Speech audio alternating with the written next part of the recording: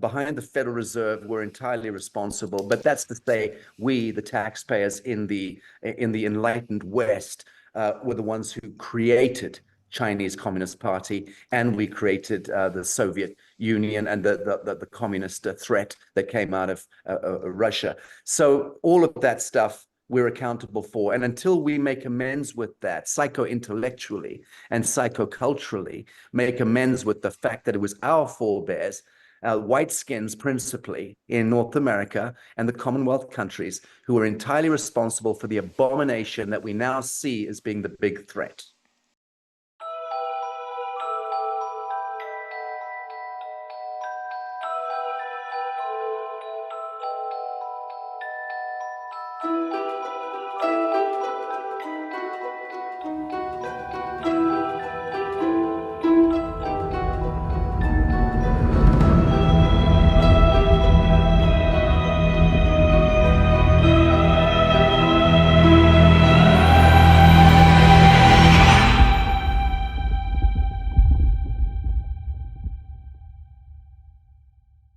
All right, look, there's somebody on the internet that found that somebody else on the internet was wrong. It's like a train, and everyone's attacking them, and it's like a train wreck that doesn't stop. I can't take my eyes off of it. It's fascinating. I just joined X, or rejoined, after about 14 years. Already, after about 2 days, I got 10 followers, and they're Asian-looking models, beautiful, and they only have like 2 or 3 followers each. I don't really know how to say I'm married in Asian bot, but maybe you could join me there and we can have some real conversations. All right, listen, we want to stream, but we can't stream because everyone, including you, including me, including all of my guests, everyone in the world wants uncensored content, and YouTube doesn't. So we can't stream to YouTube. So what we're doing is we're branching out. We're going to go to stream to Rumbles, Locals, and Twitter or X. Then after we live stream freely, because that's what people like to do, they like to talk freely without censoring what they say. And as I'm seeing from our guests, they can't hold back. They don't want to hold back, and I don't want them to either. So, but we have to. It's either that or edit. So what we're going to do is we're going to take the live streams, go elsewhere, and we're going to come back to YouTube for the clips and just to, for some special moments, I guess. All right, so more updates on that as we go. Now, this week we have Sacha Stone on, and so if you don't know Sacha Stone, you gotta follow this video, watch it entirely. It goes in so many different directions, fascinating, and I only had to edit out 25% of it.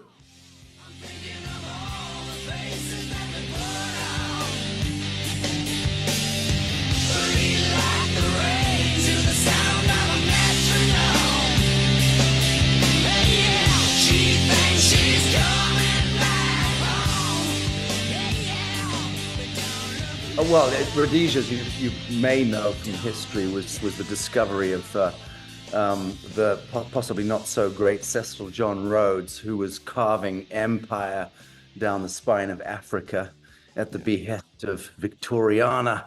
So the great Victorian era, he was really one of those masons, midnight masons, who was carving that straight line down Africa on behalf of the De Beers and the Oppenheimers and the rest of them. So the ultimate conquest was Rhodesia, which he founded and then was named after him, which is a small landlocked country, but without any doubt, the most beautiful country on earth. Wow. All explorers said that back in the day, Stanley Livingstone, all of them, they all said, well, this is it. This is God's country. But incredibly rich in resources, coal and diamonds and gold and all the rest of it. So Rhodesia was really the conquest of the British Empire. And then in 1965, before I was born, the Rhodesians, the small white Rhodesian population, declared independence against the crown, showing real, predictive verve. We were ahead of the time, wanting to secede from the crown of England and all that bullshit. And we did, and we pulled out our guns and told the crown to back off, which it had no choice. And of course, that led to becoming enmatized by the globalists. So Rhodesia became sanctioned by the entire global community, which was driven by the Crown of England, still is to this day. And we ended up having to circle the wagons and defend our lives. We had very small population. And the Rhodesia became the kind of checkerboard of the Cold War in Africa, those big forces playing out to try to gain dominion over Africa, because Rhodesia was the wellspring of the wealth of Africa in a sense. And that was I was born into that in the war and lived throughout that, and living behind grenade screens and traveling in convoys, and that was my life, my childhood. And at the end of it, we couldn't sustain beyond a certain point, and we had to cave, and the globalists won, I guess. And Robert Mugabe came in, and we all know about Robert Mugabe. So Rhodesia turned from being the richest country possibly on earth for GDP to the poorest country on earth, which is why the Zimbabwe, it was then turned into Zimbabwe. Zimbabwe and the Zim note, as we all know, is the most devalued currency on the face of the earth. So there's a nice bit of counterpoint geometry playing out there. But the resurrection. Yeah, really quick. Why do you think the globalists are so interested in Africa and keeping it impoverished? For a host of reasons which tiptoe into the esoteric. So I'll go there without apology. In the first instance, Africa is a lot bigger than you think Africa is. So if you went to school anywhere in the world between now and between 1950 up until 1952, the real history of the world was more or less available. But it became something which was impossible. Forgive me, I'm just going to change the angle of light. I've got sun in my eyes. 1952, the British installed a software which desecrated the true history of the world. And that installation of the British curriculum worldwide has really ended our true capacity to know the truth about who we are, what we were, north, south, east, west. I'll tell you that Africa is a vast continent, at least 3 times bigger than you think it is. So you have to look at the Mercator map and understand how mapping was done back in the day. But the map that you look at and the children look at in the classroom bears no relationship to it proportionately to the size of Africa compared to America, Canada, the rest of the world. You can fit the whole of China, North America, Europe into Africa.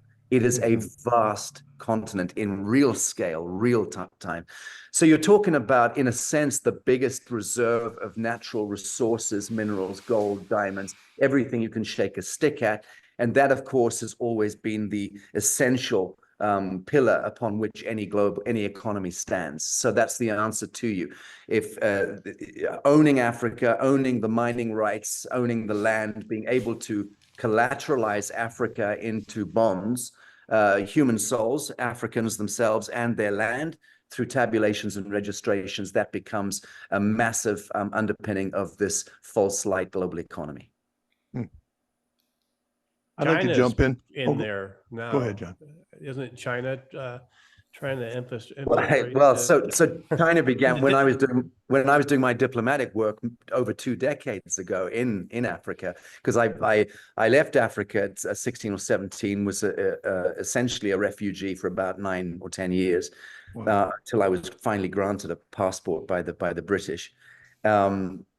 But I went back in 1999. I went back and started living in Morocco when I retired, when I was ejected from the music industry because I wouldn't sign the contract. I went back to Africa, to Morocco and Egypt, and lived between Morocco and Egypt for about 3 years, and started my peace foundation, Humanitad.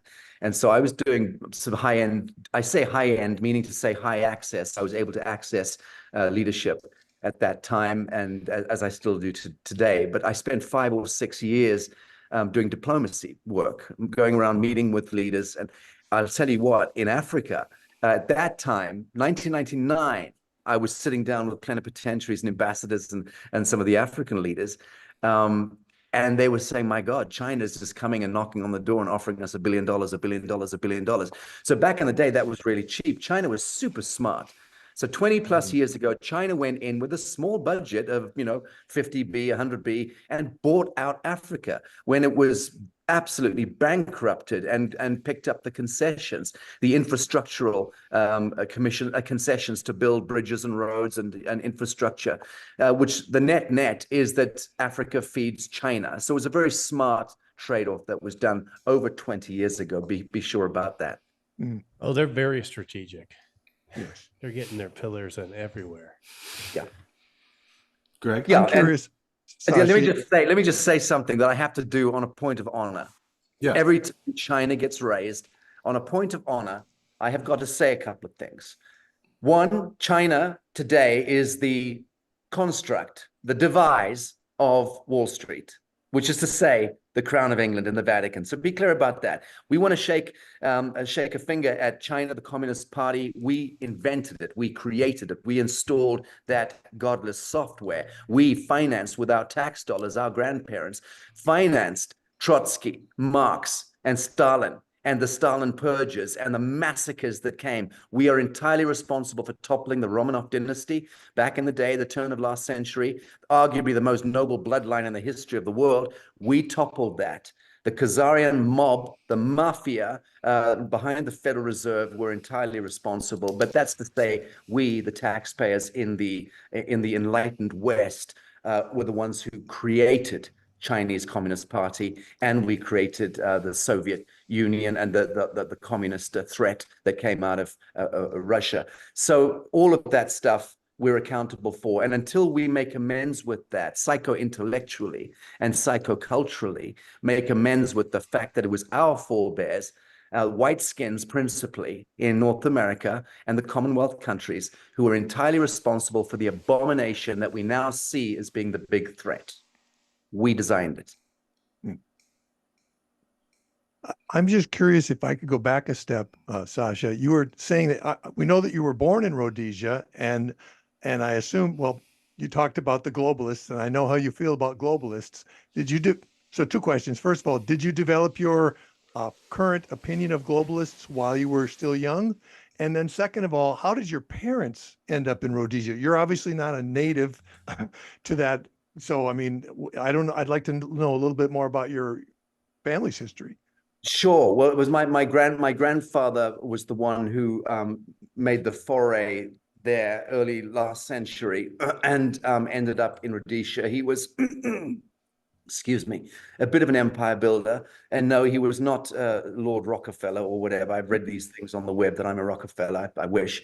But no, not that. My father left pretty much around about the time when I was born, and moved to the United Kingdom because my parents divorced, and I stayed on with my mother. So I'm, in that sense, I'm third generation only. My grandfather and my grandfather on both sides were in Rhodesia at that time in the 50s and 60s.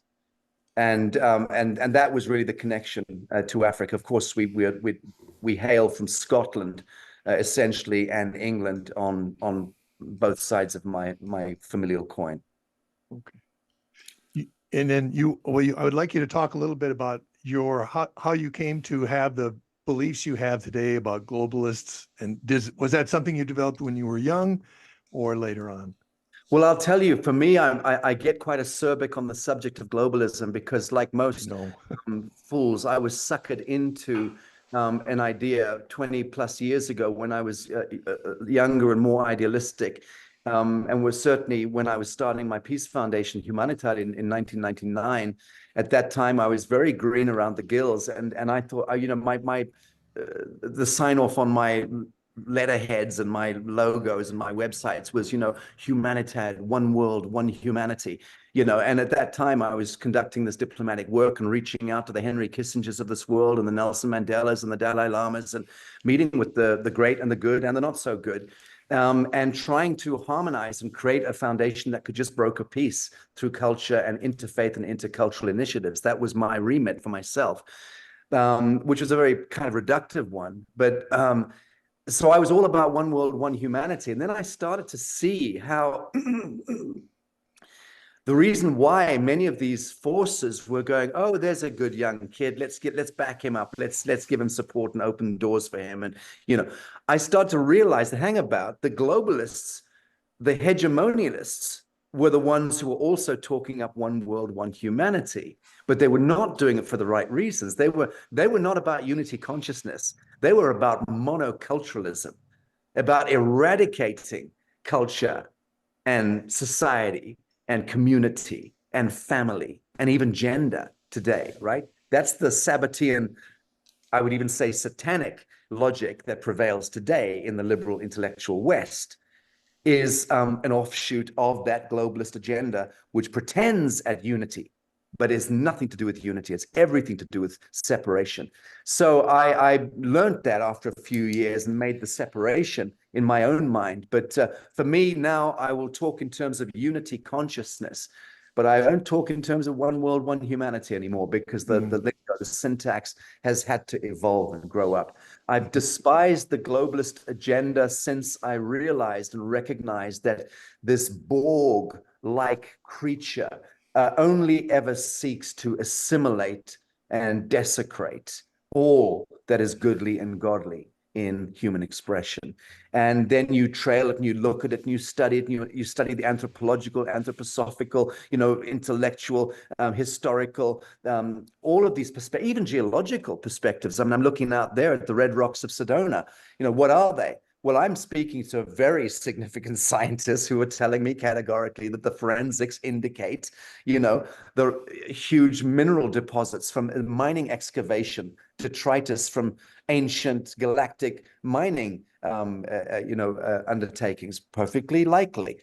But the point I'm making is that globalism desecrates anything that is righteous and goodly and godly. And that's why I've moved against it. Now, in 2009, I was inveigled into the United Nations, and I was wooed for many months by ambassadors and some good folk, I have to say, who said, look, we understand that you're very against the UN, and so are we from within inside. We can see what's happening and we're terrified. And we need a muscle like you in the NGO community to help come in and stir up the pot. And I felt that argument was compelling. At a certain point, I thought, well, okay, that makes sense. I am pretty fearless at that. I'm happy to wear a balaclava and do a leopard crawl into the basement of the UN and get a security clearance, so to speak. And I did.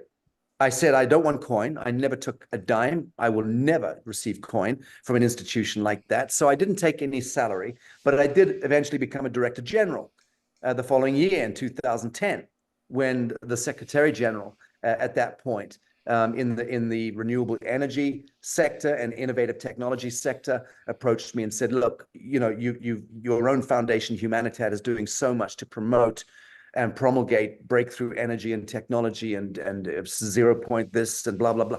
Sustainability, the great catchword. And he said, can you come in and shake up the game in the UN? And I said, yeah, but only if I can control my portfolio. I do not want an office in the UN and I don't want a salary. And no one looks over my shoulder and tells me what to do. And I was given that special dispensation. So I set up my office largely in the Benjamin Hotel next to the UN in New York, paid for by myself. And I began work. I began setting up an initiative. In the course of 2010, I spent that year working on setting up what I believed would become a historic initiative called the EZ initiative, the Exemplar Zero initiative. And using my station as a director general, what I did was reached out to the Gulf states, the 5 Gulf states, and said to them, I want $1 billion each, to the rulers. I want a $5 billion fund. I want to call it the Easy Gift, the Exemplar Zero Global Infrastructure Finance Trust. And I want you people to be the ones who gift the $5 billion in. This is the quid pro quo. I will work with my economics policy unit and my technology innovation group. I will incubate breakthrough, innovative, sustainable, regenerative technologies. And you guys will get first dibs in the industry sector. So the back door will go straight to you, and you, the Gulf states, will become responsible for a true green revolution in the next 5 to 10 years. Brilliant idea, as far as I'm concerned. They loved it. They wanted to sign up to it. And 10 days before I was due to host a summit in Kuwait City, the EZ Summit, where I had world leaders flying in and looking in, and energy ministers and finance ministers coming in. And we were going to crack the nut on that day, and we were going to open this to the world and create this incredible beacon of light to engineers and scientists and innovators to say, come, you've got the solutions to remediate oil spills. You've got the solutions to remediate depleted uranium in the atmosphere. You've got the solutions to do this, this, and this. Bring them forward. We'll finance you, take you to market. That's how idiotic I was. That's how green and naive. What year was this? This was in 2010. So 10 days before the EZ Summit in Kuwait City, there's a dawn raid on my office and my staff are arrested. They think that I'm there. I'm not. I'm in London. Well, put it this way. I called a couple of the highest ranking political figures, motherfucker, to their face over the telephone with a translator, because I saw what had happened, that these people had set me up. Elements within, let's just say, these countries, coupled with elements within the top brass of the United Nations. Let's leave it at that. This is the Sabbatean technocracy I refer to subsequently. I know how power works. I understand the power pyramid, and it is not the capstone that is the problem. Never was. The Queen of England is never the problem. Until you get to the Jesuits, when the superior general or the Black Pope is absolutely the problem. But I'm saying that in most of the constructs of power, there's a separation between the capstone and the body politic. There is a little sliver between the capstone and the body politic, and that is where this Jesuitical Sabbatean element is installed that controls both sides of the equation. It's clever stuff. It's clever geometry, and curiously enough, that tethers back to Cecil John Rhodes and the round tables that he established back in the day, in the Victorian era. And that was clever. That was how to infiltrate the portals of power, by setting up a committee in the Royal Geological Society, let's say. He set up a committee. It's a Rhodes Round Table. And two of the men in that committee of 20, 30, 40 people, two of the men have an agenda, which is fed to them by, in this case, the Jesuitical Sabbatean element. And those two members of that committee start a campaign of festering and fostering and incubating antipathy and acrimony between the different members. They literally start, whispering in people's ears, oh, don't trust so-and-so. We heard him say this or do that. So that kind of Jesuitical devise infiltrates committees and creates dissent, foments dissent, and then creates an agenda and drives the agenda. And only two members of a committee need to know what the agenda is to be able to drive it forward. That's how stupid humans are. We're so prone to gossip and to falling victim to gossip. So that was the Rhodes Round Table method that infiltrated the League of Nations, the United Nations, the IMF, the BIS, all of these institutions that on the face of it have a fairly decent remit. And yet, look at what they do. And so it goes on and on. I mean, I could literally roll on for hours. Yeah, you have a lot of information. I'd like to unpack one particular area, but particularly the Jesuits. Right before that, when they raided your business or your office, what were the grounds? Did they claim fraud or something? It's a great question, and thank you for pulling me back on script. What was told to me? What script? Right. No, but pulling me back on, well, fair enough. But the point being, what I was told at the time was, you have breached international protocol, or some bullshit like that was told to me. I think it was the Prime Minister's office that I was screeching at that day. And I said, what protocol are you talking about? They said, well, you've invited heads of state to our soil, and that can only happen through our State Department, so to speak. I said, well, I told you, and I told your leadership, that I was going to do this summit and invite world leaders, and you gave me the sanction, the red light to do so. I'm going ahead and producing the event. I'm inviting them. I'm the Director General, for God's sake, of the Intergovernmental Renewable Energy sector. It's my function to invite them. And if you people aren't picking up on the protocols, or aren't educating my people on the ground sufficiently, that's on you. But you don't end a summit that's happening in 10 days' time and cause catastrophic failure of this huge reveal that's going to happen for the world, unless you've got an agenda and you're in on it, which is to destroy the bedrock of a free energy revolution. So that was the end of that. You can't argue with powers and forces beyond a certain point. But what I did do was pull out my credit card, pull a group of my trusted team around me, and we did 10 days later host the EZ Summit in United Nations Millennium Plaza in New York. And some good leaders backed us up, but it was a fail because ultimately because the Gulf states withdrew from the finance trust, or we had the wind knocked out of our sails by the UN. So I resigned at that point, pulled out. In fact, I didn't even resign. I think I forced the Secretary General to sack me, because if I'd resigned, I would have had to leave my intellectual property behind. But in being dismissed, I didn't. So I wrote a very rude, acerbic letter to him, telling him exactly what I thought of how I believed he had helped to preside over the catastrophic failure of the summit. And that was the end of my involvement with the United Nations. And that was the end of 2010. And now it's woken you up to Dr. recognizing David some of the powers Wow. that be, though. Is that correct? Dr. David Martin, who's now making great waves in the world, if you know who Dr. David Martin is, was working with me on that, just so you know. And he was heading up the economics policy unit of the Global Infrastructure Finance Trust. I brought him in to do that. Very, very brilliant man. And maybe at some point this year, he and I'll get together and tell the truth story about what happened at that time, because it's such a poignant cameo of how good humans, doesn't matter how many PhDs you hold, how brilliant you are, if you think you can hack in those days, if you thought you could hack into the corridors of power without being one of those Midnight Masons, without being invited in to the back room, good luck, sunshine. Yeah. And that reminds me, I'm awfully glad that you're not a Rockefeller. I just want to point that out. So, I know you'd like to have the money, but no, I wouldn't, because I wouldn't touch the money. And curiously enough, I've met with members of the Rockefeller family and the Rothschilds and the DuPonts and all of these other kind of extended Black nobility bloodlines. I variously hobnobbed with them over 25, 30 years, in fact, going back to when I was in the cut and thrust of my rock and roll nonsense. And in those days, I was also partying with princes and, and aristocrats.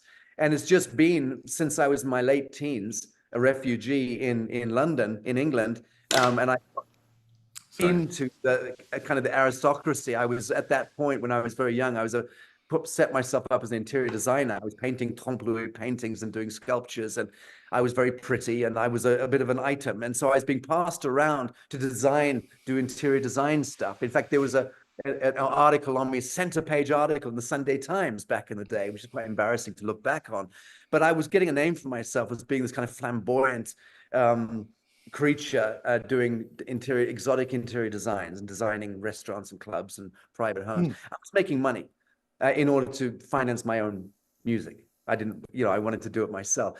But I got pulled into kind of aristocratic circles when I was doing that as a function in life, and I met with so many of them and found them delightfully corrupt and delightfully, Delightfully corrupt. They were out there. And, what I was learning with them, hanging with those kind of aristocrats and being invited to those parties. And what I started to see was that there would be a mafia boss sitting in the corner there with shades on and a silver cane. And then a high court judge over there having cognac with Lord so-and-so. And I started to see, motherfuckers, they're all in it together. So again, I started to see that side of the power play, which is the fun side of it, when I was very young.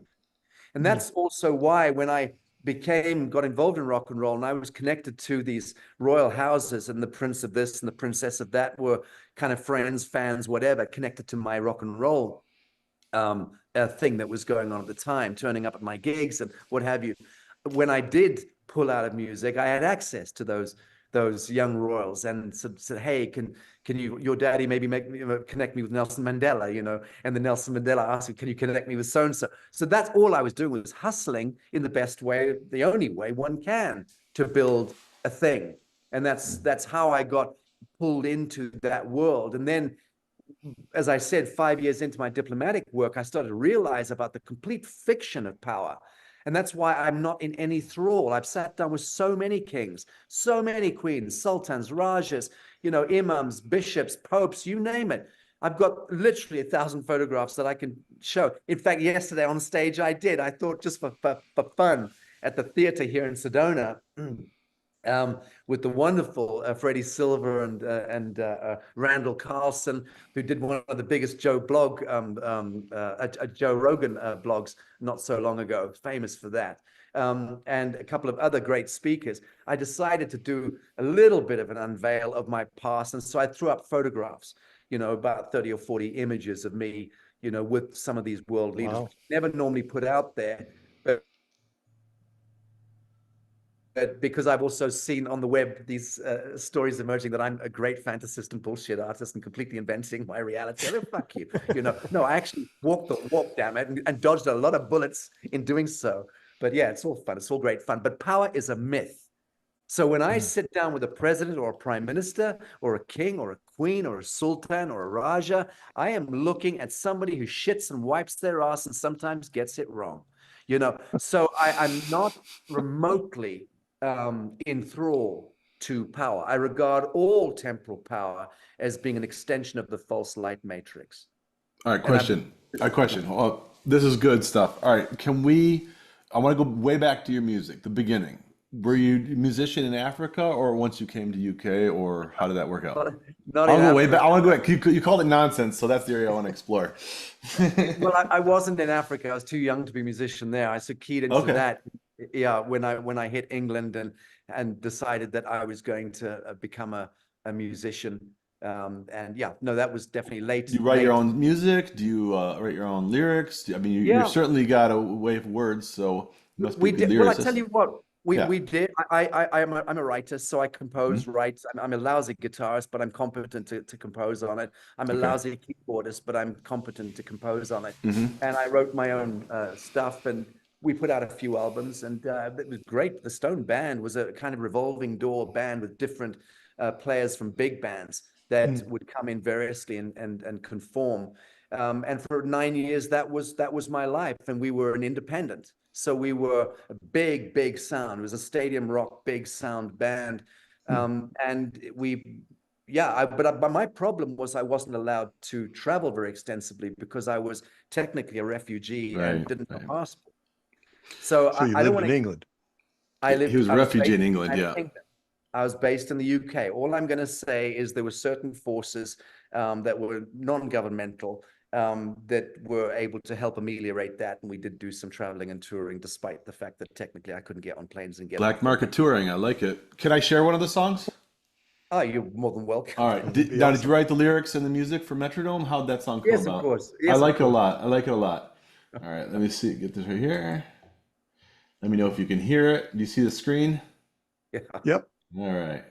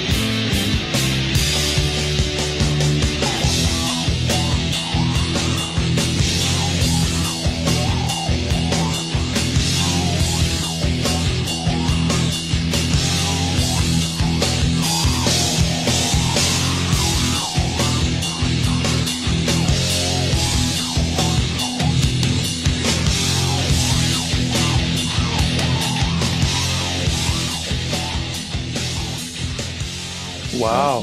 That's nice. John, what do you think of that? Isn't that cool? I like it. What year was this That's what I was going to ask. I can't remember for the life of me, but I that's a bootleg because I withdrew all music. I own all the copyrights. I pulled everything off. Oh. It was before the web really kicked off, 1999-ish, 2000. Why did you do that? Because I wanted to make a complete, I mean, that is the least of the tracks we did. I mean, we did put out some really good stuff. And I'm thinking maybe I'm going to re-release it. I'll speak to Yes, definitely. Wow. I mean, what a great line. I'm sorry. I'm a decent poet that, and if I gagged you down and bagged you down and quoted Blake until the sunset dragged you down. That's a good line. That's a good There's a lot. There's a lot. It's on par with anything in the 80s. It's definitely 80s. It's on par easy with anything in the 80s. So something else must have 90s. happened. You've got your I genre mean, it felt like Okay, mid-90s. the video looked more like 90s, but it sounded a little bit more like Motley Crue from the. Well, a little curious bit- it's enough, yeah, go ahead. so the members there that I just saw in that lineup were Benjamin Reed, the third from Ted Nugent's band, Gary Leatherman nice. from the Iron Maiden stable, Mhm. Chris Webber from Guns N' Roses and LA Guns, and Luis de Almeida, who's the greatest flamenco guitarist I've known. So that was that particular lineup that I was just looking at. Nice So for me to read that. So the Stone Band was a little bit like Steely Dan. It's just like they had all these really awesome studio musicians, and they never had the same lineup for two songs. Yeah, every album was a different one. I mean, the only constant theme. And yeah, Nice. they were all very credit worthy and great musicians. Yeah. Wow. Where'd you record that? I have no idea, but I know that Sachi made that particular video. Okay. Ali Nur-Vela did the Oglu, brilliant guy. I can't remember the dates. I'm afraid of any of that. It's just an That's old okay. life, and I zipped it up and walked away. I really did. Wow. So that's the elephant in the room. Why did you leave music? I mean, most of the musicians I know of, I mean, they're doing it until they're 80. I mean, they just keep doing it and they bring back the old hits, and it's like, oh, there they are again. You left. That's weird. It's Greg, different Is than- there some pain? Is there some pain associated with that? I mean, when somebody walks away from music and completely block it out and consider it a nonsense part of their life, Or there did must you have want been to some pain. reinvent yourself and not be known for that? So All right, there's three questions for you. it's good. It's all good. I can navigate that. The thing is this: no, there's no pain attached. Okay. I don't feel pain in life. I absolve it on a daily, minute by minute basis. And if we don't survive in this particular journey. But I'm saddened by it because the truth is I've not even ever sat down with any of the guys in even the last lineup of the band. I never actually sat down with them and told them what happened fully. But the fact of the matter is I was pulled in to do the Devil's Contract. Okay. And part of Devil's one fine day, I was told I had to meet a person X who was Right. coming in meeting with me, and I would have to attend. And it was a dinner meeting, and I was told in that dinner by this very charming devil how it was going to play. That the following day I would have to present myself at an office in Mayfair and sign papers. And within 6 months, I would be a household name. I was going to be tethered to the Aerosmith tour in Europe and then go back to America with them on the back end of them, open for them. And they were going to be breaking me on the radio airwaves in the United States. Within 6 months, I'd be a household name. And you'd have to sell your soul to do it. Yeah, well, the caveat was also that I had to lose my management, and I had my own management company, and I love my management. I had to also lose the band and not be a band. They wanted me to be a solo artist. They wanted to turn me into a kind of hard rock David Bowie type archetypal icon. And clearly they'd planned the whole fucking thing out, and it wrenched my guts out of my belly because I knew that I never wanted to be a pop star or pop rock icon. That to me was anathema. I always wanted to just hide my primal scream inside a band, albeit driving it, but I wanted to hide behind a band. I was very nervous of coming out in public. I could never do public speaking. Those days, my biggest fear was public speaking. I could play to 20 people. That wasn't a problem because it's an act. You're play acting, in rock and roll. But the idea of, doing what I do today, this was absolutely off the table. I would never have dreamt I'd have the balls to ever public speak because I was terrified of that. I was very shy. And the idea of losing my band, losing my management, and then being taken on by this machine. And then also this underlying threat that came to me, which is that this is the way it's going to be, son. Question about that. Why didn't you just say, okay, well, I don't want your contract. I just want a band and keep doing it.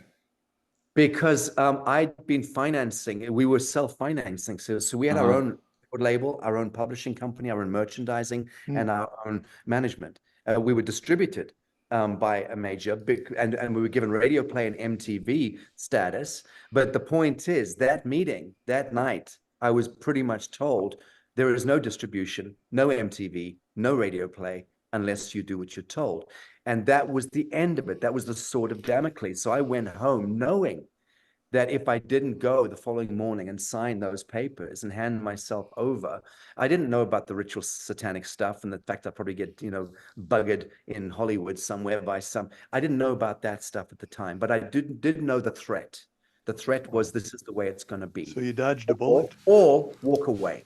Walk away. Really quick. I do want to hear your question, John. But quick question is in the 90s. I mean, independent recording was, kind of a thing. Already at that point, like I said, Alice Cooper and some other people were doing it. They still had their labels, but people came to them, but they governed how it went. Do you feel you were deceived and you thought that it was either them or nothing? Because I think this happens to a lot of people still today. They think they need this industry to get them fame, when the fame came from something you did, not what they did. Jeff, this was late 90s. Yeah, late 90s. Okay, so even more recent. I'm not a product of the 80s. This is the late 90s. Okay. And the point being that we were very novel at that time. Like, we had our own thing going. Like, if I did a show, Lennox Lewis, heavyweight champion of the world, would turn up, and the Crown Prince of Jordan would turn up, and the Princes of Abu Dhabi would turn up, and celebrities would. We had our own shtick going. And we had a thing going. It was like I didn't have a choice. We didn't have the money to be able to take ourselves on a big tour. We could manage small stuff and put out our albums and going to the studio. We could do that kind of thing. But until you fed it, we would have A&R people coming to our gigs, and I would literally have them thrown out. So I'd say to my guys, find out whoever's A&R, whether it's Warner's or Arista or whoever the fuck they're, just escort them and get them out. I don't want these vapid pieces of shit coming in, because I'd sat through enough meetings with A&R guys to know how venal the music biz was, that these guys, coke snorting A&R guys, would come in 5 years younger than me, kids, and it would be the proxies telling us which songs to select and which. Get out of here. So I just had this complete vitriol towards being managed or controlled or handled, which has always been my thing. So yeah, I just think I was the wrong animal. And that's really why I had to fall on my sword at the end of the day. But I can tell you there was a threat, and the threat was, this is the way it's going to be, or walk away. I understand. Okay. There was a real threat. Yeah, that's kind of what I was getting to. Very good. John, you have a question? If you don't have the radio play, Jeff, if you don't have the radio play or the MTV play, and don't ask me what these thumbs up are on this happens on my screen all the time. Someone's hacked it. But these icons jump up on my screen in the middle of the most. It's coming up at the right times. Zoom AI agrees with you. You're not gonna get people to a gig, to a concert, to sustain yourself if you're blacklisted from radio and from MTV in those days. Okay. So I'm curious, you mentioned some big names who were working with you. Were any of those people, had they signed contracts? Were they all totally They were all free agents? contract, that I do know. They were all variously guns. I mean, they would have to leave you too then, if they were under some obligation to somebody. No, those guys were all kind of hired guns. Those were guys who were very established in the music biz in their way, and they would move around. They liked my sound, liked what I was doing. We got it together, did an album, did a tour, whatever. But it wasn't organized in a normal way. I know that after the Stone ban, I know that it became the thing, as Jeff alluded a moment ago, it became the thing to become an independent after my era. And then you started seeing these big guys saying, fuck it, we're going to control everyone. Guys, and we're going to control this. Yeah. Wow, what a mess. But today, I think it's different for musicians. You really don't need to go to the industry. John and I worked for a company for a short while that was affiliated with the 5 major record labels and MTV. And that industry basically governed everything. It was kind of the time of Napster and all that, where everything was trying to break off to be independent. Now it's completely independent if you want it to. The people are taking, putting on the contracts, they're getting money, the record companies getting money from the live performances. That was never a thing back in the day. So it's completely different industry. And anyone that falls for this today, I mean, they're very deceived, very young people, very green, because there's no reason for it. You can totally make your own career in the industry now. Jeffrey, look at Puff Daddy today. Look at what's happening. Yeah. Look at Clive Black. Look at these other innocuous, egregious creatures that used to run the music business. Clive Black is no saint. He is not a nice creature.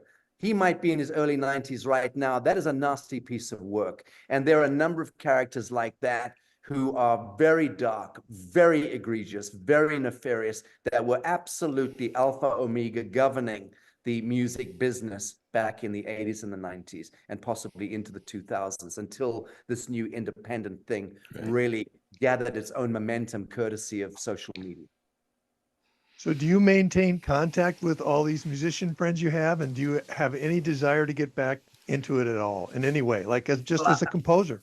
I'll tell you that about I don't know, about 10 years ago, I was approached by a promoter who said they wanted me to reform the Stone band for a huge amount of money and come to Russia and headline the Moscow Festival of Speed or something like that. I can't remember what it was, but it was like, it was a lot of money, like more money in one gig than we probably generated in a year back in the day. And I thought, oh God.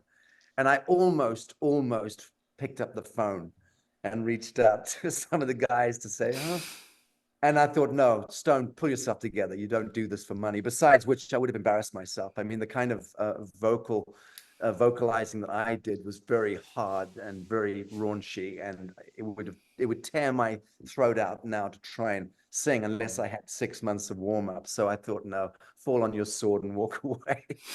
But I've thought about doing a kind of Leonard Cohen thing because I'm a poet at heart. Yes. More than anything, carry it on to your retirement. That's what musicians need to be doing. Exactly. Find a new style. Just carry it on into the twilight years. That's what I think. But I still regard myself as, in the cut and thrust, I still regard myself as tremendously sexually charismatic.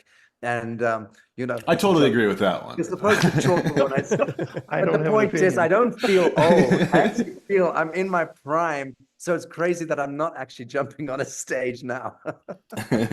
No, but you could do something raw and still kind of, strike the heart and don't throw your back out at the same time. There are ways to do it. Well, okay, so you got a lot of things going on, but John, you had another question about that. I want to make sure that you asked it if you had something. It was pretty much answered. I wanted to just reiterate, even in the 90s, independent was hard to break through. It was in its infancy. And even now, even if you try it now, there's only so much you can do. It's a difficult way. Yeah, but you could. All right, I agree. You can so do if you're it, trying to break into the industry, yes. But if you're trying to break into the hearts of people, just do it. Depending on what your goal and audience reach is, it's still hard. There's a certain rock and roll thing with truth and disclosure and frontline activism. I mean, Van Morrison, the great Van Morrison, reached out to me on the eve of my my tour, Arise Resurrection tour that I did in the United States in 2021. This was just to come out after the COVID lockdowns and really blitzkrieg through America, Middle America, and galvanize the top advocates and for liberty and freedom and truth and disclosure, which I did with Robert David Steele, the former CIA guy, and it was it was a big thing that we did. It was meaningful. That Arise Resurrection tour was a shit show as well, but on the eve of doing that, and it was a brave thing to do at that time, and it got 6 people on our tour killed. So it's not a joke. It's no joke. It's no laughing matter. It was serious, and we knew it was dangerous. But on the eve of that tour, before I left Bali and flew to the United States to start the tour, Van Morrison reached out to me, and I had maybe an hour on the phone with him on a Skype call, and he was incredibly kind to me, and he bigged me up and said, you know, you're my hero, and you know, we love you, and we watch everything you do. And I've never met the guy. I did once many years ago, but he would never remember that in the flesh. And he basically really bigged me up and said, you know, do what you do. It's rock and roll. It's frontline. It's beautiful. It's meaningful. And I walk away with that and thought, yeah, you're right. You know, there I'm talking to one of the great legends, and he's telling me I'm rock and roll. You know, and I'm not known for rock and roll. No one knows on it. If there's any allusion to my music, it's always a piss take. It's someone throwing a rock at me and saying, oh, he's a failed musician turned truther because he couldn't hack in the music business. Of course, that kind of nasty shit happens. No, we were a world-class stadium rock band, and we, you know, we were really good. But I had to walk away from that, and I find myself now completely lost to music, to song, to lyric. But I've found it in a different way, and the muse comes to me. You know, if I'm standing on a stage, I don't need to be scripted. I'm one of the few people that doesn't need to be scripted. I can stand on a stage and talk for 3 hours, and it will make sense in the end to people of truth and people of honor. So I know I've got the muse with me, and it never left me. In that sense, it just changed shape, you know. Yeah, it makes sense. I totally understand it. And like I said, you do have a lot of important things you're working on, and rock and roll in the end is well, it's a means to express yourself, but it's also to connect to the world and get your point across and reach the masses. You're still doing it, so you're still rock and roll. But there was something that you did. Can you tell me a little bit about the New Earth Project and what year that was?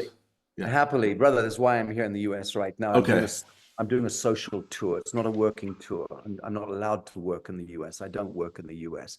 But I'm doing a social tour just amongst my smaller community, which is connected to the Lazarus Initiative. I launched the Lazarus Initiative, or the Lazarus Symposium, also on the eve of my leaving Bali and going on the Arise tour, as a once-a-month symposium, and a journal that we put out, and a symposium that's once a month, lasts about 7 or 8 hours. And I bring together some of the world's greatest scientists and mathematicians and physicists and hyperdimensional physicists and archaeocosmologists and cosmogenicists. I mean, incredible minds. I bring them together, and we pierce the veil, or we lean really hard into it to really inquire about the nature of reality and so on. It's kind of like the esoteric end of the truth and disclosure movement. And because my mind works that way, I'm very interested in the hyperdimensional physics behind what we perceive as reality. And as you know, Greg knows, because we've been blessed with Greg's voice and presence. But the point being that I launched that initiative, the Lazarus Initiative, in order to really be the vanguard of inquiry in these esoteric sciences. And I'm here now just to meet that community and to cross America, 10 or 12 states only for this tour. I'll come back in August, September and do a bigger one. But what I'm doing is I'm gathering information from thousands of people that are connected to my community, because I'm launching at the end of this tour, on the last day, I'm launching, unveiling, I'm doing a big reveal, which is the New Earth Nation. So it's taken me 11 years since I launched the New Earth Project in 2013. It's taken me 11 years to experiment and to tweak and to understand the model of zero-point economics, zero-point social ecology, how we can and must now claim the allodial titles, how we must rescind, redact, revoke, retract all of the invisible contracts with this witchery called government, which is a fiction. As I said earlier in this conversation, I'm the one man, feet planted firmly in the red soil, who knows about power, can look at it in the eye and walk through it, because I understand the fiction of it. I'm not enthralled by any of it. I'm not afraid of any of it. I've sat down with too many immensely powerful people, and the most powerful people that I sit down with are not presidents and prime ministers or kings. They are above them. And I, even this week here, have had meetings to that effect. These are people who absolutely are the determiners of outcomes. And some of them are very, very good and noble. Some of them have agendas and that they are kind of bootstrapped to agendas, but it's a very weird space to navigate, I can tell you. Bottom line is the New Earth Nation is what I'm driving toward right now, which is to establish the full universal trust. I've got the best law, I don't mean legal, but law brains, be way beyond legal brains on the team, and economics brains, and digital masters. People understand the domain of encryption and the mastery of encryption way beyond the playground that we see out there. So we are going to be not seeking permission, not bending the knee to Caesar or anyone. We will be pronouncing, proclaiming New Earth Nation shortly, and it will be the highest jurisdiction on the face of the earth. And once we've accomplished that, and if I got shot tomorrow, it would still happen, incidentally. So that's the really good news for me. Can you break down a couple points from this? So I've looked into this a little bit, but it's so deep, and I can never get my head around it enough. There's certain domains, there's dominions of the sky, of the land, of the sea, of that. Does this kind of fall into this, and where does the New Earth Project kind of land in that? I mean, how does that work? That's the dominion there. Okay. That is the true jurisdiction. All right, explain what that is. That is God King jurisdiction. That is sons and daughters of God. That is Creator. That is the I am, the flame of the I am. Okay. So let's be crystal clear. This I am steered this soul plasma into this 3D mortal temporal expression. I am master and commander of this life, of this world, of this entire field of expression. I am. But I am only when I know it, and only when I stand directly under central sun in the white hot flame of pure truth, where you cast no shadow standing under central sun. It burns like hell at first, because it burns away the detritus, it burns away the lies, the deceptions, the vagaries, the shadows, the doubts. And once we're standing in pure truth within self, any good grandmother will tell you this. You arrive at a given point in life when the I am emerges, and you're not afraid of the government or the police or the Catholic Church or the local burglar. You're not afraid of anything. And a very unique plasma field emerges around you. This is where the hyperdimensional physics actually kicks in. And that plasma field is what I would loosely coin as the Christed mantle. And the Christed mantle is what we all seek. It is our way home. We all seek enlightenment. We all seek a return to Alpha Omega. We all seek and crave pure expression, limitless joy, affirmation, ecstasy. It's why we all jack off to pornography and snort cocaine, to get these quick fixes and adrenal. We don't all do that, just saying. Well, no, I don't, you don't, we don't. Forgive me, I'm being a bit reductive. But the point is that most of humanity, it would seem to me, are variously led by addictions and appetites precisely because they're seeking to fulfill the void.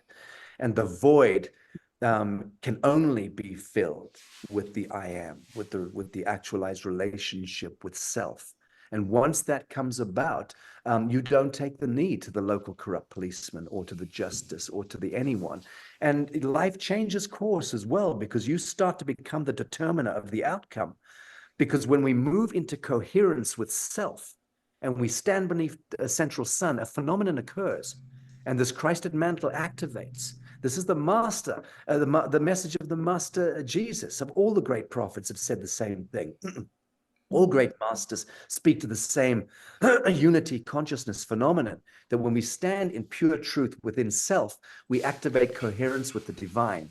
The divine then marries the immanent templates of perfection, of the angelic, back to us, and we become now the sons and daughters of God who will and can and must define all outcomes in this world. And our foundational remit is to anchor heaven to this earth, to reveal the kingdom of heaven on earth. We first have to do that by recognizing the witchery and the bedevilment of the false light matrix that self-reveals, self-fulfills, and self-exists out there by virtue of our abdicating our sovereignty and our divinity. So we must now learn the craft of restitution, restoration, and bringing ourselves back to ourselves, unafraid of the consequence. The consequences already happened. The people who were foolish enough to roll sleeves up or abnegated their highest conscience or instinct sufficiently to have synthetic molecules pumped into their arm, no disrespect to people who did it, but I'm not retroactively speaking to the fact that many of us fell victim to the thrall of the devil when we were urged by this satanic construct called government and the Public Health Administration to roll our sleeves up and receive the mark of the beast. And it was the mark of the beast. That's not to say we can't absolve it and redeem it and transmute it. We can. We are Christed ones. We are the angelics. We have all the power of the universe at our disposal, but only once we rid ourselves of the false light. And we have to do it as acts of consciousness. So the new earth is the ground floor of that reconstitution of sovereign expression, where we say we're taking back title of the soil, we're removing the federal liens and all the invisible liens against the land that we think we own, because you don't own your house, you think you do. You don't own your car, you think you do. You don't own your children, you think you do. You don't own anything. You don't even own your own teeth. Everything is owned by the crown, by Cronus, by the state. You've contracted it. You were volunteered into it with the birth registration certification. You are owned lock, stock, and barrel by Washington District of Columbia, which passes you on through its clearinghouse, the U.S. Treasury Department, to Londinium, where the crown, Cronus, the crown of England, sorts you out and hurls you your value back to the Bank of International Settlements in Basel, Switzerland. And somewhere in the cloisters of the Black Papacy in Rome, your soul is tethered and owned by a fiction, by the demon, by the demiurge. So be clear, it's a vast and seemingly complex story. Actually, it's devastatingly simple. It's about you in the now, prepared or not, to walk and conduct yourself in pure truth and right action. A question. No, it's very good. A question. I got several actually. There are certain paths people can take to renounce these liens and ties, but if they don't get them all, what I've been finding out is they don't get them all the ducks in a row. They end up in jail. They miss one little piece of paper. They're screwed. Their kids are taken away. So, right. Are you kind of in the how do you say in the school of thought that, no, I don't need to do all those things right. I am who I am as of right now. Or do you really believe in getting the paperwork done and making? Great question. Yeah. Mm-hmm. Great question, Jeff. And it's actually the perfect question for me, because it's a twofold thing. On the one hand, if I move into my highest spiritualized expression, then I absolutely emanate the plasmoid field sufficiently to be able to alchemize reality. But on the other hand, so do I do all the paperwork? No. Mm-hmm. I am immensely more powerful than the paperwork. To some extent, doing the paperwork is you taking the knee. I agree. However, I will say this. I don't want to be the Pied Piper that leads people to purgatory or to a prison cell. Right. And I'm not out there saying to people, do this, you should do this, you should do that. I'm not doing this. I'm saying, this is what I'm doing. This is what we're doing. And we're going to be proving that out. So if people want to take up the template, the blueprint, and move with it, delightful. But that's where we're headed. And I'm lucky that I've consolidated a very broad, very wide and somewhat enlightened network and movement around the world. And I mean all around the world. So I know that we've got the inertia of the collective and in the gestalt to be able to alchemize an incredible, almost magic wand scenario, which will happen in the next 36 to 48 months. So by the year, we're now 2024. I'd say by midpoint 25, we will have instituted fully the micronation, so to speak. I'll go further than that, because I know how to do it. My days political work and diplomatic work, and certainly within the belly of the United Nations at some point, I understand about multilateral treaties. I understand about these global compacts and about how I can personally sit down with a number of heads of state and invite them to treaty the recognition of the status of the New Earth Nation. I could do that, probably take me 3 weeks and a few $1,000s flying around. So I know how to do that. And I know which leaders I can approach and which I can't. You have to have 3 nations in joining a treaty before you can be brought forth onto the floor of the General Assembly of the United Nations. And then once you're on the floor of the General Assembly of the UN, you can then speak to the world, because they're all congregated there, all the world leaders, and you can say, hey, we've got this great idea. How do you all feel about it? Then they can vote yes or no. Then all of a sudden you're a thing on the international playing field. So there are ways and ways of getting your agenda brought forth before the world in the right way. But I intend to play that game moving forward, to be sure. But I don't want to do anything as an act of war. And that's the key piece here. Everything that we do must be an act of peace. Is it a declaration of independence an act of war to many organizations and countries? Only to psychopathy. And if they're psychopaths, then pull out your 200 million guns in Middle America and shoot them dead. But So they may be that, though. Well, of course they may be that. You might also get hit by an asteroid in the next 3 seconds. But the reason is the United States declared independence Don't worry about that. to Great Britain, and they took that as a declaration of war. yeah, And so as an individual says, I declare myself sovereign of this nation or of this nation state, then they may take that as a declaration of war. Jeff, those kind of hawks will doubtless be profoundly offended and affected by this, and be adversely so, and want to take some kind of action. They don't have the power to do so. They don't have their finger on a trigger, or even on a nuclear button for that matter, any longer. So Vladimir Putin has taken containment of that capacity, and the elements in China as well. There are big moves going on in the Babylonian basement that preclude Joseph gibbering sock puppet Biden or any of his troglodytes to be able to action anything against the sovereigns. There are over, I understand it, between 2.5 and 3 million state nationals now already in the United States. That means that 1% of America has already woken up and revoked, redacted, rescinded, and retracted their contracts, are not paying taxes, and are able to move freely unmolested. And if a policeman does stop you, that policeman, if he's a corrupt policeman, he's required to run your numbers on the central server. Once he sees that he has no containment and no jurisdiction over you, he has to walk away very quickly. Right. Now, I've seen that play out in real time. It happened on my tour, my last tour, where one of my crew died in the hotel room. And later that evening, we got back to the hotel to discover the police still standing outside his room. We'd been on stage. We got back to the hotel. The police were still at the hotel, standing outside his room. They hadn't even crossed the threshold. And we asked them why. We said, is there going to be an investigation? Are we in some kind of trouble because we were late in reporting the dead body? What? And they said, no, we have no jurisdiction over this man. We're waiting for you to inform you that you are his nearest and dearest now. You have to contact his family. You have to get a private coroner. You have to dispatch the body. We are not allowed to touch it.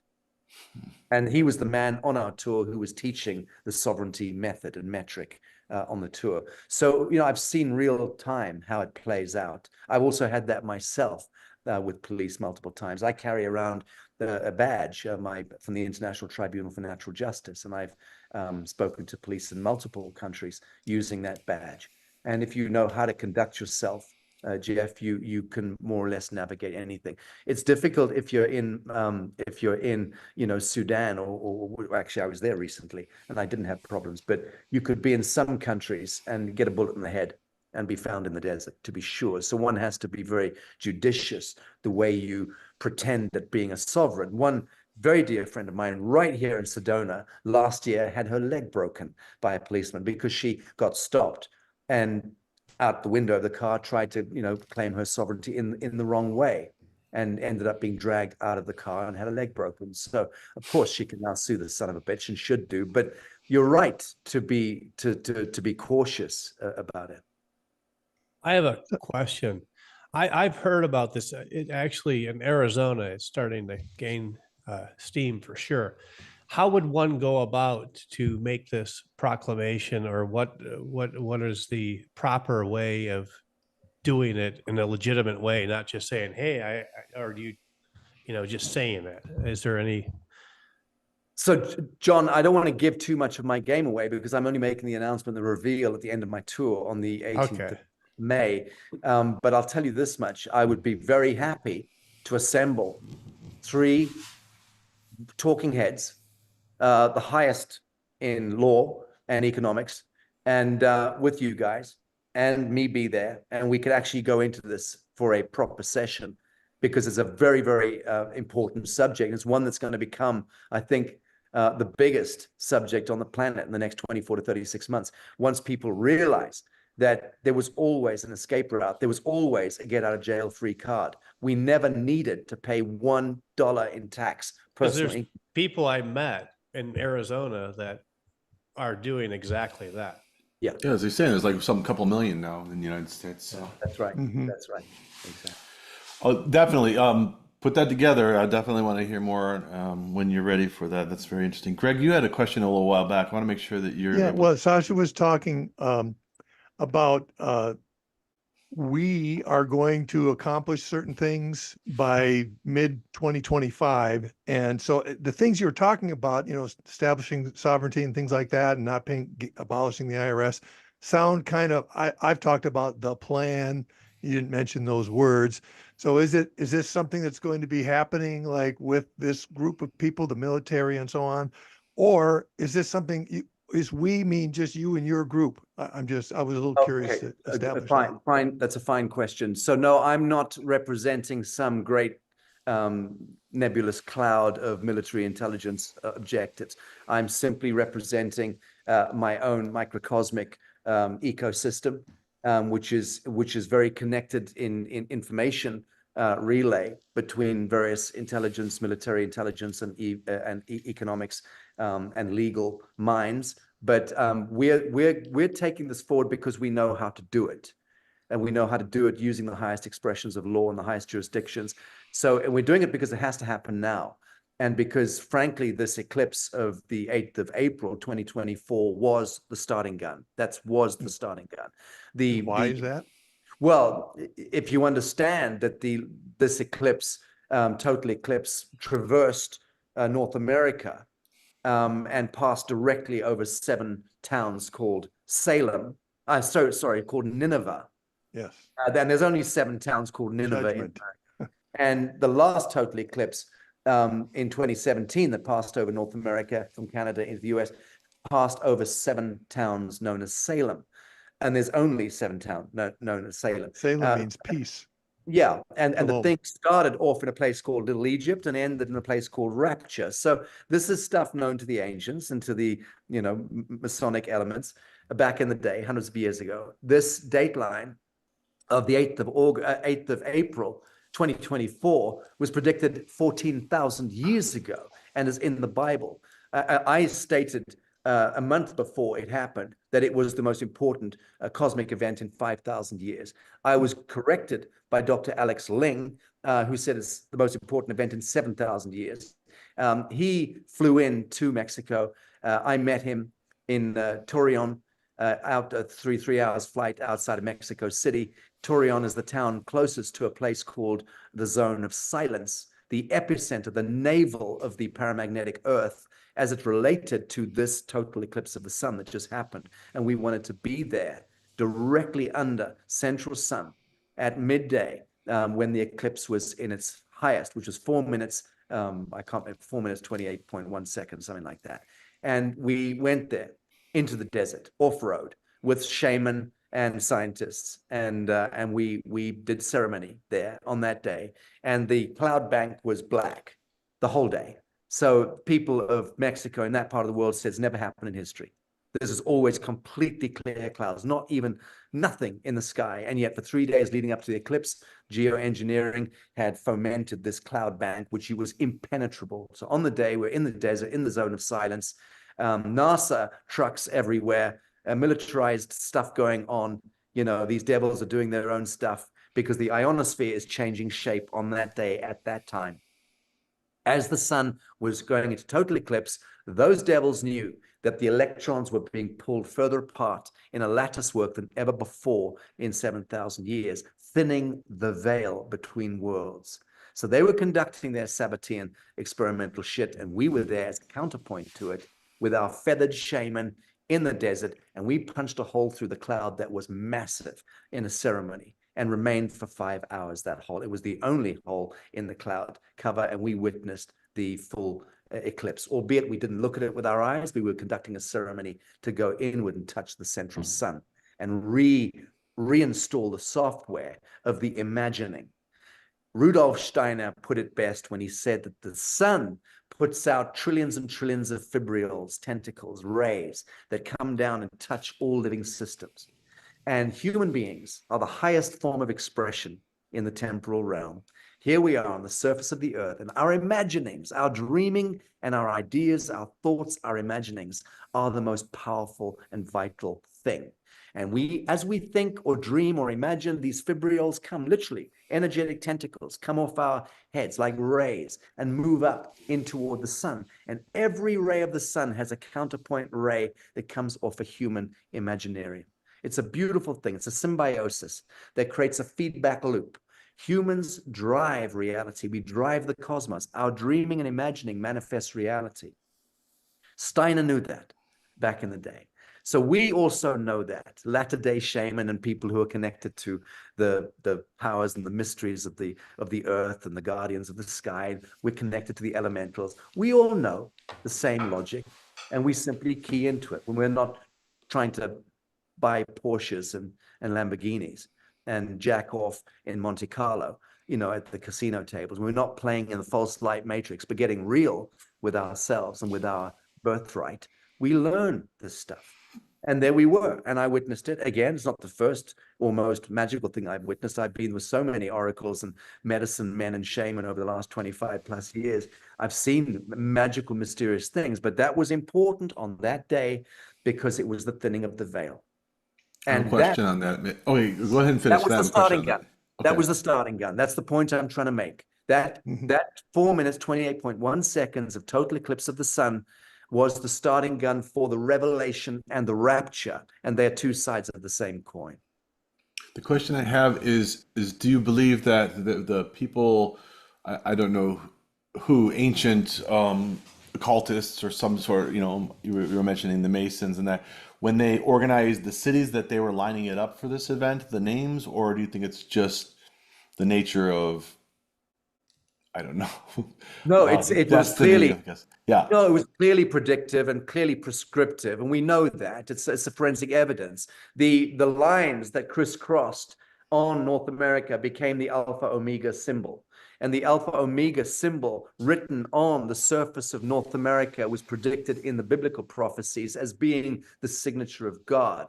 So when the signature of God is writ upon the Americas, that is when you will know the revelation. That's the path of this eclipse and the path of the one 7 years ago made this shape. That's what you're talking about. Yes, they both, and one's Nineveh, one's Salem. If you understand Nineveh, that's connected to Jonah being swallowed by the whale for 3 days and nights, and then being spat out, having to go to Nineveh to tell the people of Nineveh to atone. They had 40 days to atone, to repent, or else. I'm of the understanding recently that Nineveh also had an eclipse similar to this just before Jonah appeared. And so they knew that there was some kind of an issue going on and that they needed to, that there was going to be judgment. So when Jonah came, they just heard, they were open to him. They wouldn't normally have been open to him. But and that's why I'm here doing this tour. I'm doing a 40 days of atonement tour, and kicked off in the zone of silence, central sun. And 40 days later is the 18th into the 19th of May, which is the culmination of my tour when I'm doing the reveal on the micronation. Yeah. And until then, about atonement. And so repentance. Definitely you believe it's a prophecy rather than planned. That was kind of the best way I was They're both the same thing, Jeff. Okay, but the individuals, that named the city, do you my question is, I'm wondering, did somebody plan for this event to happen other than the spiritual realm? Yes, they did. Yes, they did, and they still do to this day. So you have these you have these very enigmatic figures. I refer to them as the Babylonian priesthood.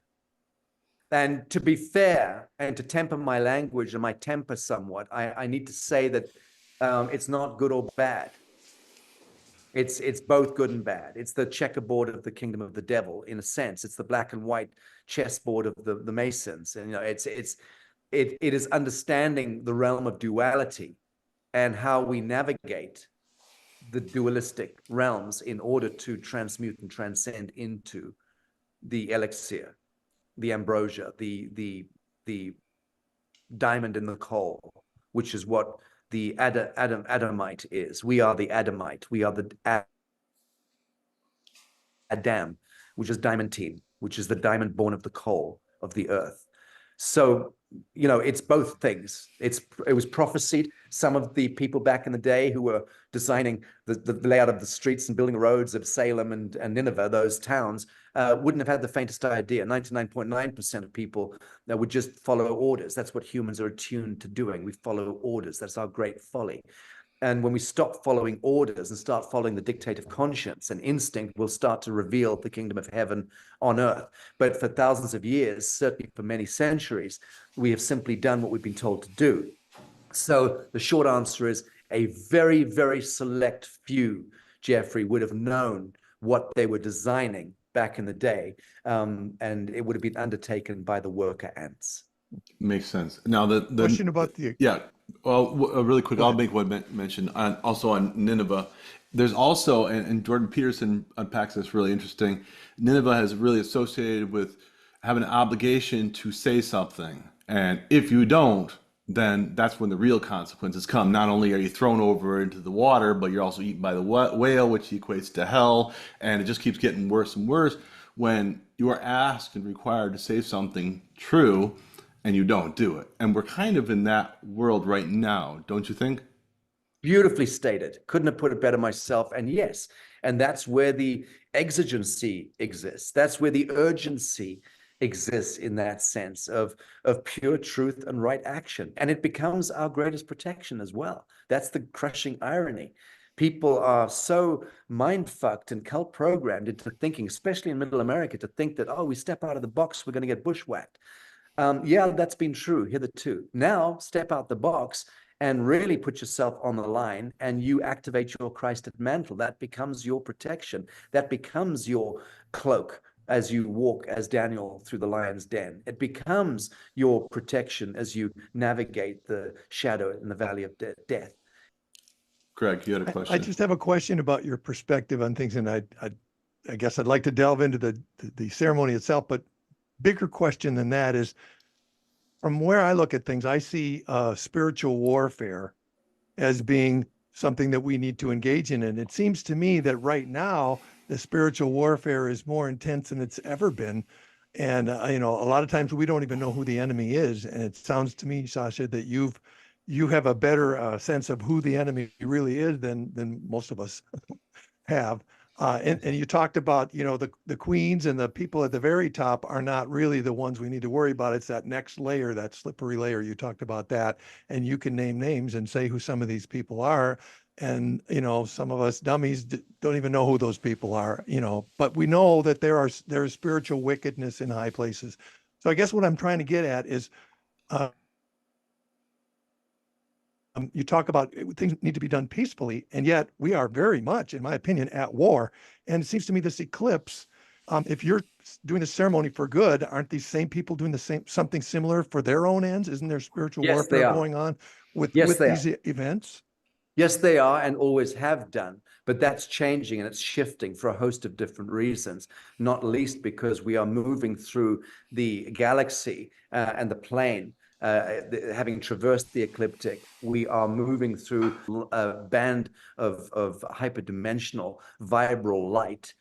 This is the benediction that occurs every semi-arc of the grand procession of the equinox. We move through this photon band. It's a kind of an audit that's being done at the cosmic level, where that vibratory... You're talking about the 26,000 year thing? Yes. You cut that in half into 13,000 year sections, and every quarter forgive me, every semi-arc we pass through. So from 9 a.m. until 3 p.m., we're moving through the galactic day. And then from 3 p.m. to 9 a.m., we're moving through the galactic night. But as you move to 9 a.m. or to 3 p.m., you are literally traversing a photon band, a cloud of vibral light that is evidenced there. And as we impact that, it takes a couple of 100 years to pass through it. But as we impact that photon band, so to speak, it enlightens all of manifest creation from the inside out by penetrating. Versus subatomic vibral light particulate comes into every atom, every cell, and enlightens us. It conducts an audit as well of where do we stand in the scheme of things on the spiral of ascension.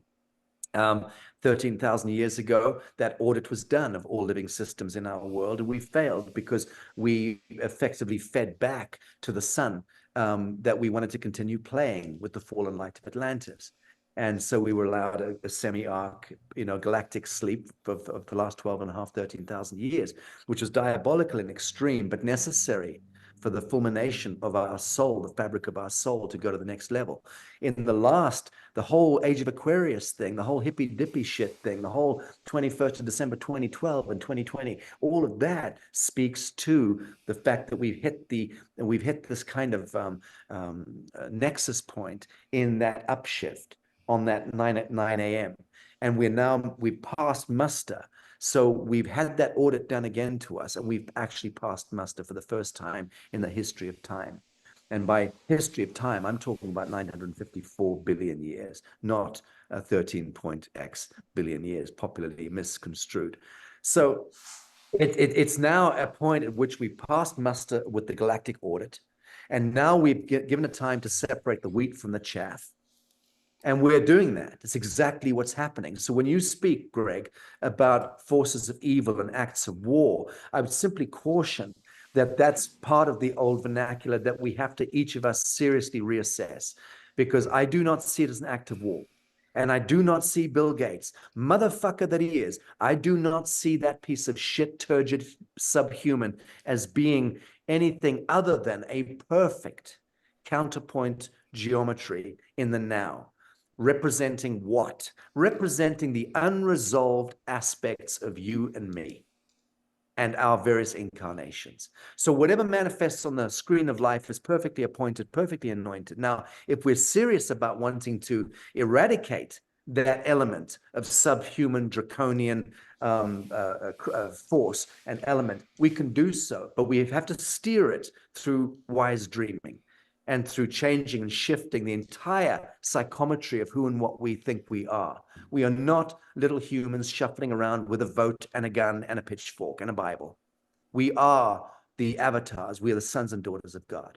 We contain the entire majesty of the Creator as a fractal, each one of us. And we are on the threshold of that revelation being remembered to us. But if we want to enjoy the process, we can step into that flame even sooner individually and enjoy the ride that's coming. Because the ride that's coming between now and 2032 is immensely powerful, immensely disturbing to people who are operating at frequency X and below. People who are operating at the vibratory frequency X, heart frequency, and above are going to be enjoying the process variously. The more and the higher you're vibrating in that peace and love frequency, so to speak, the empathic frequency, the compassionate empathic frequency, the frequency that is determined through the principle of I am that thou art. I feel your pain. I forgive you. I love you. If we are carrying that as the ground of our existence, as the frequency, the tone into life, the road rises up to meet us, the ocean parts, and we're received. That is just the way reality actually works. If we carry the act of war with us, if we are not, and which is to say fear, then we are literally creating a counterpoint frequency and we're attuning it back to us in a feedback loop. So no, those draconian elements have no. Greg, I'm one of those people who's had a gun at the head and had the thing pulled and nothing leaves the chamber. Now, that happened a long time ago. In one incident, I was being attempted, I guess, to be taken out. And what I learned on that day was that looking at the scared face of this North African soldier or military, whoever had been sent to pull the trigger, what I saw in his face, in his eyes, was a child. He was a bit younger than me, must have been 24, 25, maybe 26. And he was terrified. And his function was to go wait until 3 a.m. for me outside a safe house where I was being put up. And before I got from the gate to the door of the safe house, come out of the shadows, put a gun, pull the trigger, and then leave under cover of darkness. And that could and would have happened. Wow. And should have happened. And had I been carrying the wrong frequency, it absolutely would have happened. And it should have. It would be correct geometry. But on that particular evening, it's a beautiful evening, and as that happened, and he comes out of the shadow, and there's things up in my head, and I'm looking at him, and his face is very close to mine, and I see abject fear in his eyes. And my response to that was to smile with compassion, like, it's okay. And the smile that came on my face triggered in him a smile that came out very weird, like it was a weird look on his face, but he was trying to reciprocate in a human-to-human way, because that was the instinct in him. To also respond to that. And I decommissioned the gun, but he'd pulled the trigger. It just hadn't gone. And I learned that that is how it works. And I've had other incidents with guns at the head so that I could speak to them. I'm not going to bore you with them. But what I've observed firsthand is that we determine the outcome absolutely categorically. You said something that just, and you're going to laugh because it's probably not the word you expected that would really trigger me, but you said the word fractal. And that really triggered me. Oh, here we go. I'm thinking, I don't want to get into physics. Oh, I do want to get into physics, but I won't. But anyway, I'm just thinking, you know, how every cell in your body has complete, all the DNA about you. You could grow yourself just from that one cell. And then a fractal, by definition, all the information in a given, you know, in a given thing is also contained in the same thing. If you know, in the group of things, or if you move out the picture, it's still the same. So I hadn't never thought of it that way before, but you're saying we're a fractal of God. So everything that God has, we have in completely. Is that what you were saying? I just want to that's that I never thought of it that way. Greg, Z equals Z squared plus C. That's the equation. It's MSET mathematics. It's pure form fractal geometry. Yeah. It's that is the essence of my definition of entropy. But we'll save that for another day. Oh, I would love that conversation. Yeah, I would love that. Yeah, good. Sorry, go ahead. Sorry. Go ahead. No, I was saying I personally love to have that conversation. You know, it's powerful stuff. I can only speak to my own truth. I can only speak to what I've learned and seen with these God-given senses. Mm-hmm. And it is that there is nothing out there to fear. I mean, even last week alone, I was having encrypted messages and phone calls saying, I'm in very, very serious danger. Please stop doing what I'm doing. Go and hide away. I've had warnings from government officials. In 2016, quite famously now, didn't pay attention to the former defense minister of Lithuania, who apprehended me in Vilnius on the eve of my address to the parliament there, and said, you're staying in a safe house, go home, you're in deep trouble. You must address the parliament in the morning, and then Sacha disappear for 6 months. You are on the security screens in a bad way. And I didn't pay attention.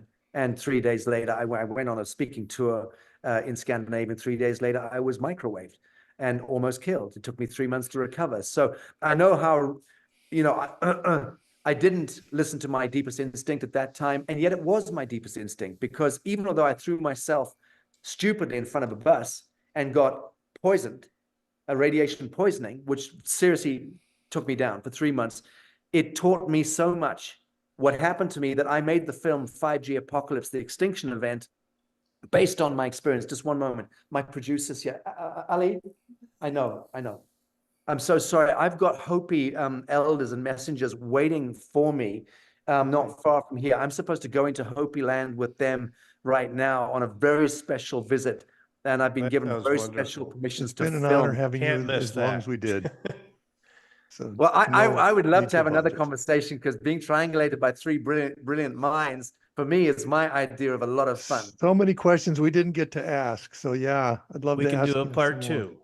I'm down for a part two next week or the week after. I'm on the road for the next month in the US, and I've got my my satellite rig So happy to jump in anytime. Okay. It's really a Great. pleasure. It was great meeting you. It's much better to talk with you one-on-one rather than watching the video. I've gotten to understand you a lot, your approach a lot better. And I really thank you. And definitely, if you want to do it again in a few weeks, we'd be happy to have you again. 100%, I'm down. Set the All right. date, stream, I'm good. Okay. And John, Greg, Jeffrey, lovely meeting you guys. Thank Yeah, you. you too. Wonderful. Have a good day. Thank you so much.